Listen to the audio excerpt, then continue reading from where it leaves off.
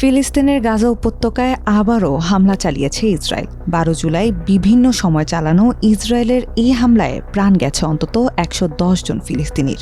হাসপাতালের সূত্রের বরাতে কাতার ভিত্তিক সংবাদ মাধ্যম আল জাজিরা এই তথ্য জানিয়েছে। সবচেয়ে ভয়াবহ হামলা চালানো হয়েছে যুক্তরাষ্ট্র ও ইসরায়েলের বিতর্কিত মানবাধিকার সংস্থা গাজা হিউম্যানিটেরিয়ান ফাউন্ডেশন GHF এর ত্রাণ বিতরণ কেন্দ্রে। সেখানে খাবার ও প্রয়োজনীয় সহায়তা নিতে যাওয়া সাধারণ মানুষের ওপর গুলি চালায় ইসরায়েলি সেনাবাহিনী। এই ঘটনায় নিহত হন অন্তত ৩৪ জন। এছাড়া ঘনবসতিপূর্ণ আল শাতি শরণার্থী শিবিরে বিমান হামলা চালিয়েছে ইসরায়েল।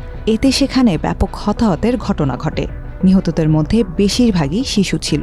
আহতদের স্থানীয় হাসপাতালে ভর্তি করা হয়েছে, যেখানে কান্নার আওয়াজে ভারী হয়ে ওঠে হাসপাতালের পরিবেশ। ২০২৩ সালের অক্টোবরে ফিলিস্তিনের স্বাধীনতাকামী সংগঠন হামাস হঠাৎই ইসরায়েলে হামলা চালায়, যাতে নিহতের সংখ্যা দাঁড়ায় ১২০০ ঘরে।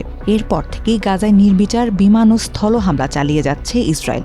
সর্বশেষ তথ্য অনুযায়ী ইসরায়েলি অভিযানে এখন পর্যন্ত প্রাণ হারিয়েছেন ৫৭,৮৮২ জন ফিলিস্তিনি, আর আহত হয়েছেন ১,৩৮,০৯৫ জন।